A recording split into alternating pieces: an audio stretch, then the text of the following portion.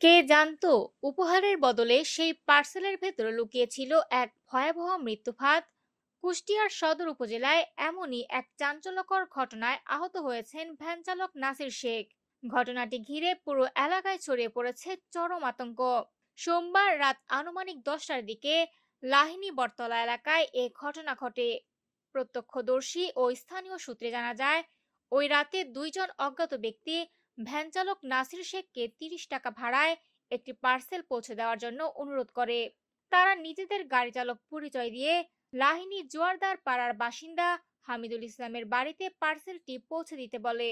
নির্দেশনা অনুযায়ী নাসির শেখ পার্সেলটি নিয়ে ওই ঠিকানায় পৌঁছালে হামিদুল ইসলাম জানান, তিনি এমন কোনো পার্সেল অর্ডার করেননি এবং এটি গ্রহণে অস্বীকৃতি জানান। পরে পার্সেলটি আবার লাহিনী বটতলা এলাকায় নিয়ে আসা হয়। সেখানে একটি ফলের দোকানের সামনে স্থানীয়দের উপস্থিতিতে পার্সেলটি খোলা হলে ভেতরে একটি কাঠের বাক্স পাওয়া যায়। সেই মুহূর্তে বাক্সটি খুলতেই বিকট বিস্ফোরণ ঘটে। এতে গুরুতর আহত হন ভ্যান চালক নাসির শেখ। বিস্ফোরণের তীব্রতায় আশপাশে আতঙ্ক ছড়িয়ে পড়ে এবং একটি দোকানের ফ্রিজ সহ বেশ কিছু সামগ্রী ক্ষতিগ্রস্ত হয়। আহত নাসির শেখ বর্তমানে কুষ্টিয়া 250 শয্যা জেনারেল হাসপাতালে চিকিৎসাধীন রয়েছেন। চিকিৎসকরা জানিয়েছেন, তার শরীরের নিম্নাংশে স্প্রিন্ট জাতীয় বস্তুর আঘাত লেগেছে, তবে তিনি বর্তমানে শঙ্কামুক্ত আছেন।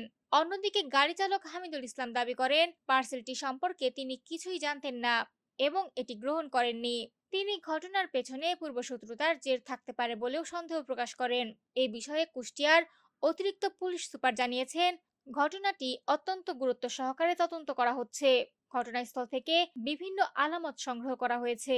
কারা এর সঙ্গে জড়িত তা উদ্ঘাটনে কাজ করছে আইনশৃঙ্খলা বাহিনী।